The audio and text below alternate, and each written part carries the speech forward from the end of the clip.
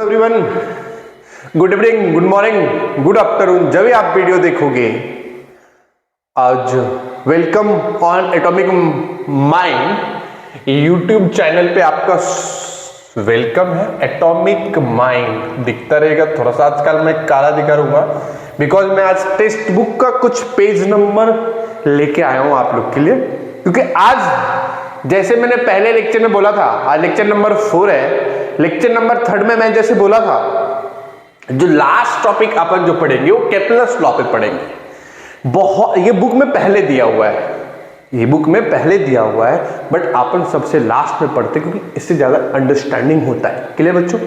तो आज अपन Kepler's first law, Kepler's second law, Kepler's third law, उसके बाद अपन एक न्यूमेरिकल करेंगे जो आपको थोड़ा सा फिर थोड़ी देर के बाद ठीक हो जाएगा, कलर ठीक हो जाएगा। और क्या होता है, आवाज अच्छा है ना, मेरा फेस देख के क्या करोगे? क्लियर? टॉपिक देखो, उसको समझो और प्लीज बहुत प्यार दे रहे हो आप लोग, और ऐसे ही वीडियो को सब्सक्राइब करना, चैनल सब्सक्राइब करना, वीडियो को देखना, शेयर करना, कमेंट करना, सबको बताना। क्लियर?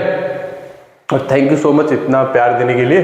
तो आज स्टार्ट करते हैं लेक्चर नंबर 4, लास्ट टॉपिक ये चैप्टर का, ग्रेविटेशन, जिसमें हम पढ़ने वाले हैं केपलर्स के 3 लॉ, और इसको हम बच्चों प्रूफ करेंगे। ये जो टॉपिक दिख रहा है ना, इसको हम आज प्रूफ करेंगे थोड़ी देर के बाद, जो कैसे हुआ नहीं हुआ।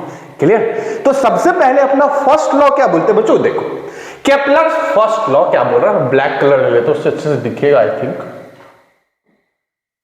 उसमें क्या है, the orbit of a planet is an ellipse with a sun at one of the foci. मतलब इसका मतलब क्या बोल रहा है, जितने भी प्लैनेट है ना, सोलार सिस्टम में जितने भी प्लैनेट है ना, वो सर्कुलर पाथ में नहीं घूमते, वो इलिप्टिकल पाथ में घूमते। सर इलिप्टिकल मतलब क्या? समझो एक सर्कल ले लो और एक सर्कल को थोड़ा सा दबा दोगे तो ऐसा बन जाएगा। समझा? सर्कल है, सर्कल को थोड़ा सा प्रेशर डाल दोगे तो ये ओवल शेप, एग शेप बन जाएगा। इसी को हम बोलते हैं इलिप्स। समझा बच्चों? क्लियर?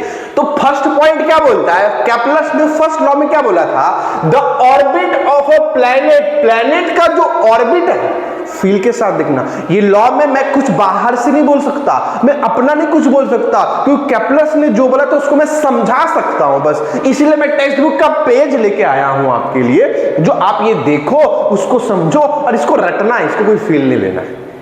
क्लियर बच्चों? तो आज अपना जो फर्स्ट टॉपिक है वो है orbit of Kepler's first law. उसमें हम ये पढ़ते हैं the orbit of a planet, जो कोई भी प्लैनेट का एक ऑर्बिट ले लो, ऑर्बिट मतलब रास्ता, इज एन इलिप्स, क्या रहेगा वो? इलिप्स रहेगा with the sun at one of the foci. मतलब अगर समझो मैं बना लेता हूं, ये है सन और ये है कोई प्लैनेट, ये प्लैनेट इलिप्टिकल पाथ में ऐसा घूमेगा, नॉट सर्कुलर पाथ, और एक फोकस पे, एक पॉइंट पे सन प्रेजेंट है। समझ गए क्या? कोई डाउट है क्या? यही था फर्स्ट लॉ, ये याद रख लेना। क्या रख लेना? The orbit of a planet is an ellipse with the sun at one of the foci. चलो आगे बढ़ते हैं। आगे क्या पढ़ना बच्चों? आगे क्या लेना है? नेक्स्ट पॉइंट लेना है हमको। नेक्स्ट पॉइंट ये लेना है हमको, तो नेक्स्ट पॉइंट में हमने ये सीखना है जो second law, the line joining the planet and the sun, the line joining the planet and the sun sweeps equal area in equal interval of time. इसको एक बार ये ना एक पिक्चर आया था मिशन मंगल करके, जिसमें अक्षय कुमार काम किए थे, उसमें ये टॉपिक ना, ये सेकेंड लॉ का यूज हुआ है। क्लियर? तो मैं आपको बताऊंगा, उसमें आप देखना यूट्यूब पे, अगर पिक्चर आपने देखा रहेगा तो यही सेकेंड लॉ का यूज हुआ है। फर्स्ट लॉ क्या बोलता है? फर्स्ट लॉ ये बोलता है जो कोई भी प्लैनेट ऑर्बिट में कैसे घूमता है, एलिप्टिकल पाथ में घूमता है, बस इतना याद रखना। सेकेंड लॉ क्या बोला? सेकेंड लॉ बोला the line joining the planet and the sun sweeps equal area in equal interval of time. मतलब सर क्या बोल रहे हो, अगर मैं ये बोलूं, देखो थोड़ा सा एडजस्ट करना है बस,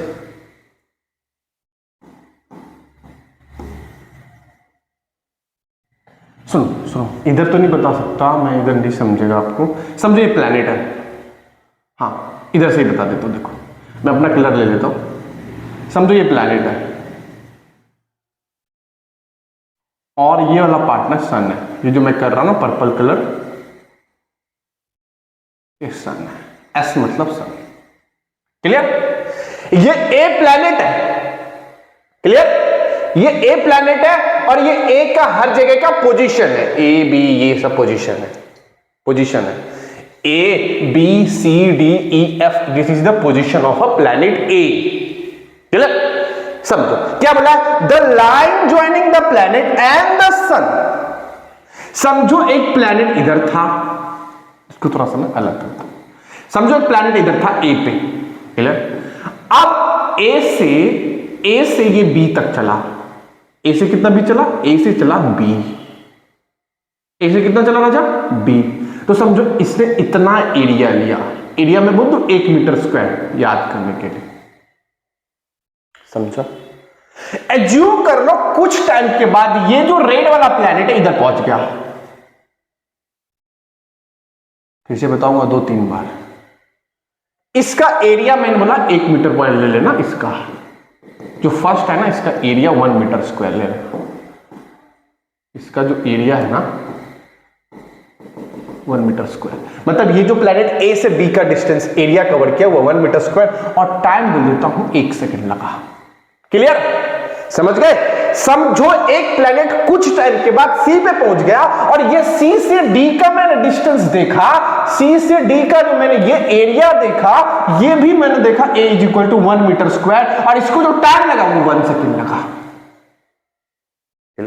और दूसरी बात, समझो प्लैनेट थोड़ी देर के बाद पहुंच गया इधर ई पे, मतलब जब ई से एफ तक गया ये, तो ये कुछ एरिया कवर किया। ये देखो ये पार्ट दिखता रहेगा आपको। ये अगर मैं इसको 2 मिनट के लिए हटाऊं तो ये पार्ट आपको दिखता रहेगा, ये वाला पार्ट देखो, ये वाला पार्ट। तो ये जो एरिया है, ये एरिया तीनों एरिया सेम होगा और सेम टाइम में तीनों एरिया कवर करेगा। इसी को बोलते हैं Kepler second law. Kepler second law में क्या बोला था? केपलर ने अपने सेकेंड लॉ में ये बोला था, the line joining the planet and the sun. ये जो लाइन, ये लाइन ज्वाइनिंग कर रहा है ना, एक सेकंड, ये जो एरिया है, ये एरिया मतलब A1 is equal to A2 is equal to A3, ये तीनों रहेगा इक्वल। और T1 is equal to T2 is equal to T3, ये तीनों जो टाइम रहेगा, इतने डिस्टेंस ट्रेवल के लिए उतना ही टाइम लगेगा, इसके लिए उतना टाइम लगेगा, इसके लिए भी उतना टाइम लगेगा। ये समझाना है, रट लो प्लीज, मेरा यही रहेगा। और इसका डिटेल हम लोग 11th स्टैंडर्ड में देखते हैं। समझ गया क्या? समझ गया क्या? क्या बोला?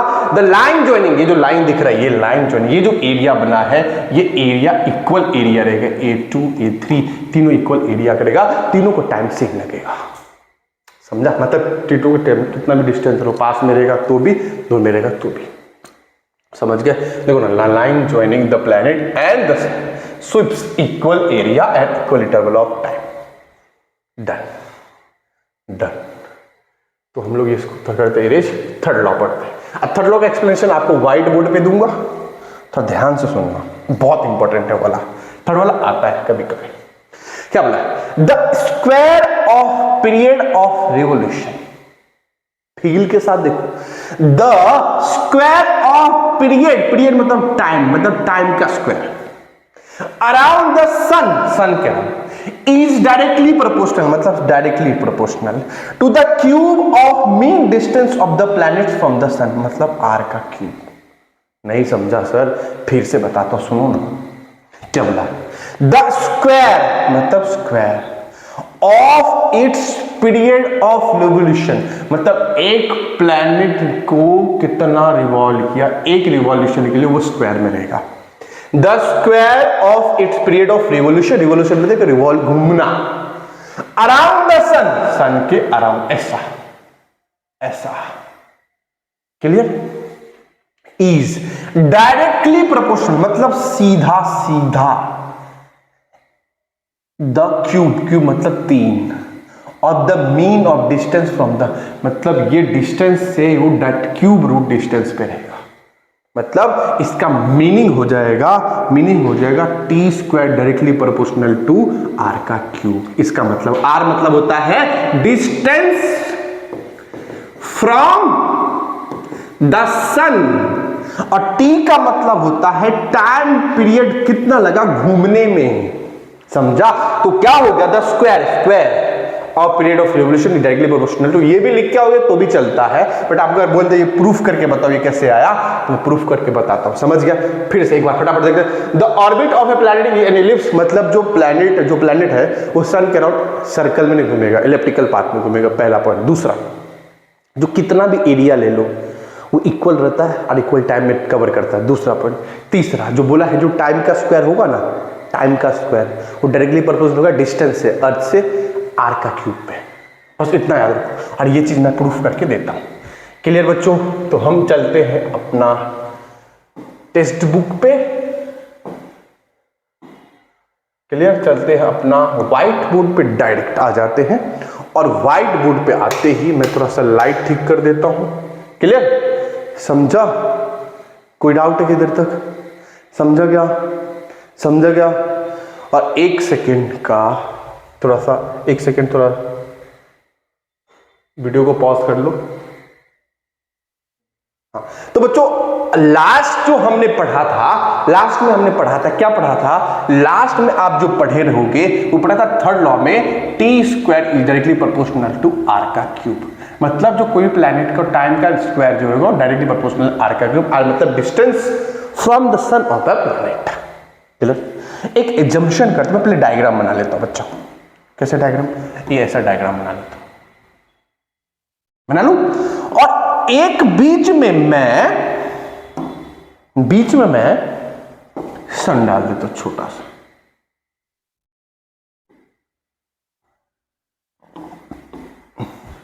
बीच में छोटा सा डायग्राम, तो 2 मिनट के लिए बस। क्लियर? इसको थोड़ा सा कलर भर दो, सॉरी।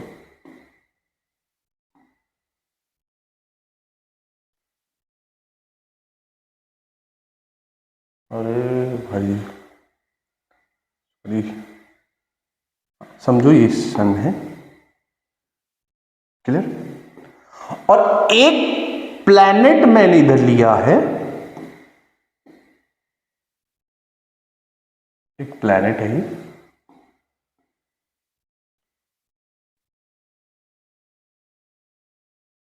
ये प्लैनेट है। क्लियर? अब एज्यूम कर लो इसका मास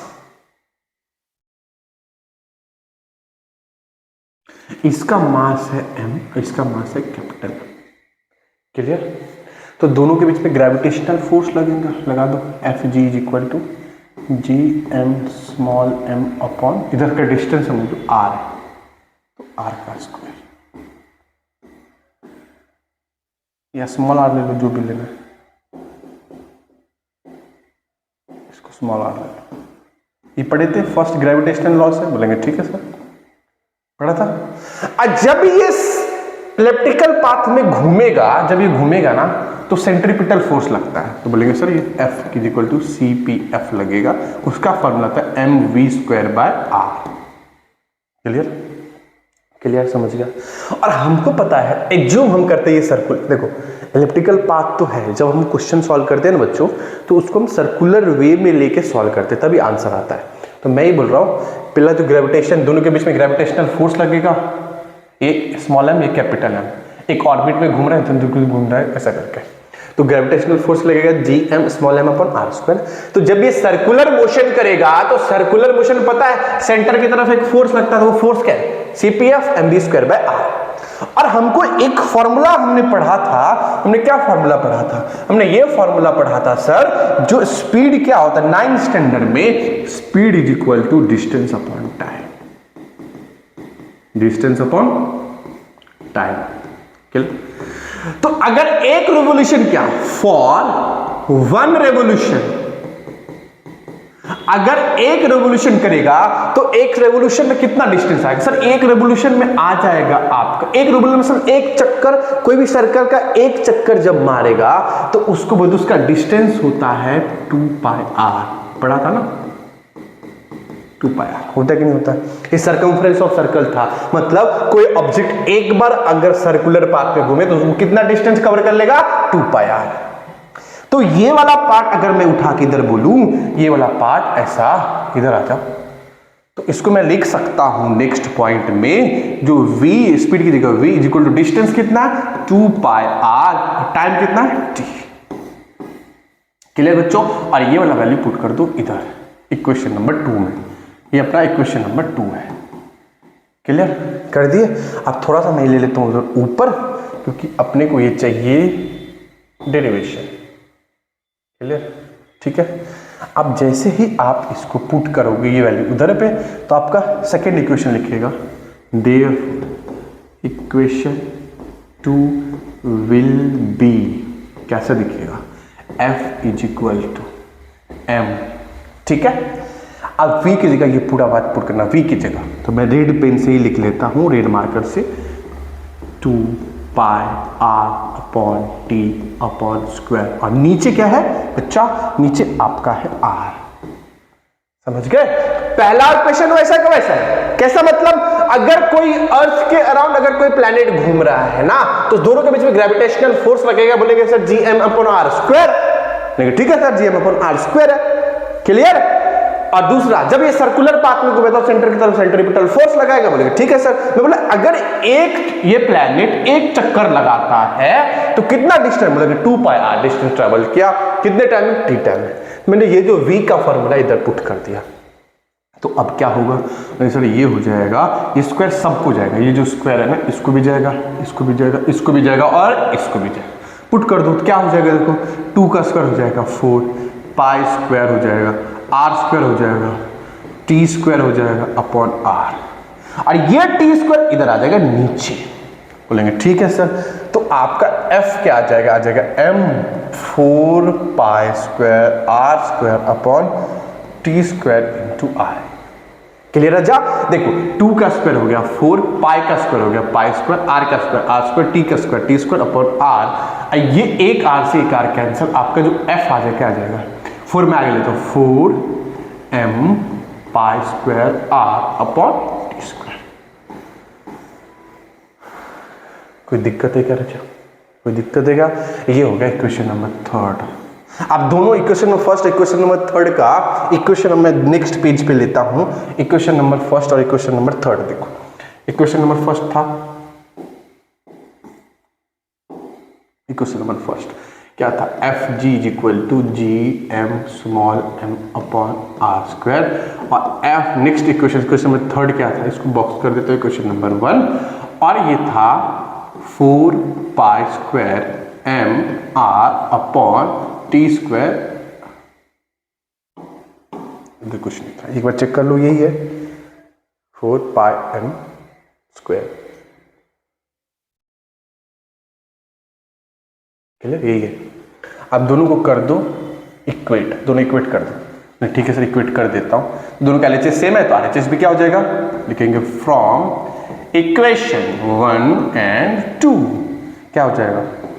हो जाएगा आपका equation G M small M upon R square is equal to 4 pi square M R upon T square. Clear? तो ये m से m कैंसिल। क्लियर बच्चों? अब क्या हो जाएगा? अब कुछ नहीं करना, ये r को इधर लेके जाओ, ये t को उधर लेके जाओ, तो क्या हो जाएगा? जी एम, t को इधर और r को इधर, जी एम टी स्क्वायर जगह 4 पाई स्क्वायर, ये r स्क्वायर इधर एक r इधर हो जाएगा r क्यूब, इधर r square into r square into r होता है r क्यूब हो जाएगा। अब देखो ये g gravitational constant, mass constant, force constant, 4 constant और ये 4 पाई कांस्टेंट, तो क्या आ गया? T square directly proportional to R cube. Proof हो गया कि नहीं हो गया? कैसे किया? फिर से सुनो, जल्दी जल्दी सुनो। क्या क्या मैंने बोला? मैंने बोला एक प्लेनेट समझ लो अर्थ सन के अराउंड घूम रहा है, बोलेंगे सर तो दोनों के बीच में ग्रेविटेशनल फोर्स लगेगा Gm/r²। बोलेंगे ठीक है सर। तो दोनों के जब ये सर्कुलर पाथ घूमेगा ना बच्चा तो सेंट्रीपिटल फोर्स लगता है। बोलेंगे सर सेंट्रीपिटल फोर्स का फॉर्मूला आपने पढ़ाया था mv²/r। ठीक है, मैंने बोला था जब ये घूमेगा तो कुछ स्पीड रहेगा ना, तो फॉर्मूला बताओ स्पीड का। बोले सर स्पीड होगा डिस्टेंस अपॉन टाइम। बोले डिस्टेंस क्या होगा? बोले सर जब एक बार रिवॉल्व कर लेगा तो उसका डिस्टेंस होता है 2π, क्योंकि सर्कमफरेंस ऑफ सर्कल में हम पढ़ते हैं। बोले ठीक है सर 2πr अपन क्या हो जाएगा t। तो ये वैल्यू इक्वेशन नंबर 2 में पुट कर दिया, सबको स्क्वायर दिया और ये t नीचे आ जाएगा t²। इधर आ गया, एक r से एक r कैंसिल, एक r बचा। तो ये याद कर लो Fg, ग्रेविटेशनल फोर्स की वजह से F, इसको F करके जूम कर लो। तो नेक्स्ट पेज में हम गए, ये लिखा ये क्वेश्चन नंबर 3, इसको कर दो 3 तो हो जाएगा। दोनों का LHS सेम है तो RHS सेम हो जाएगा, Gm/r, ये m से m कैंसिल, ये t² इधर डिवाइड इधर हो जाएगा मल्टीप्लाई, तो Gm/t², ये r² डिवाइड इधर क्या जाएगा मल्टीप्लाई, तो r हो जाएगा r³। तो ये जितना सर्कल करो कांस्टेंट होता है, किसी पे डिपेंड नहीं करेगा, ये कांस्टेंट है और ये भी क्या है कांस्टेंट, तो t² डायरेक्टली प्रोपोर्शनल क्या हो जाएगा r³। यही था हेंस प्रूफ, यही था केप्लर्स का थर्ड लॉ। क्लियर? तो हमने फर्स्ट लॉ में क्या सीखा था? तो सर कोई भी पाथ, कौन से पाथ पे घूमेगा? Elliptical path. सेकंड पॉइंट सीखा था कितना भी घूम ले तो एरिया सेम रहेगा, टाइम सेम रहेगा। थर्ड क्या सीखा था? जो t² डायरेक्टली प्रोपोर्शनल रहेगा r³ से। क्लियर बच्चों? तो आज का लेक्चर इधर ही खत्म करते हैं और नेक्स्ट लेक्चर में जो भी होगा, आपने बहुत प्यार दिया है, बहुत ज्यादा तहे दिल से शुक्रिया। जो भी बच्चे मुझे देख रहे हो प्यार दिल कमेंट कर रहे हैं, डीएम कर रहे हैं, सबको बहुत बहुत बहुत धन्यवाद। और मेरा यही गुजारिश रहेगा सबसे, जो अच्छे से नोट्स बनाओ, हर एक लेक्चर देखो। थोड़ा साउंड का प्रॉब्लम है बट कॉन्सेप्ट मैंने बहुत अच्छे से पढ़ाया। प्लीज चैनल को सब्सक्राइब करो, शेयर करो। धन्यवाद, गुड नाइट, बाय बाय।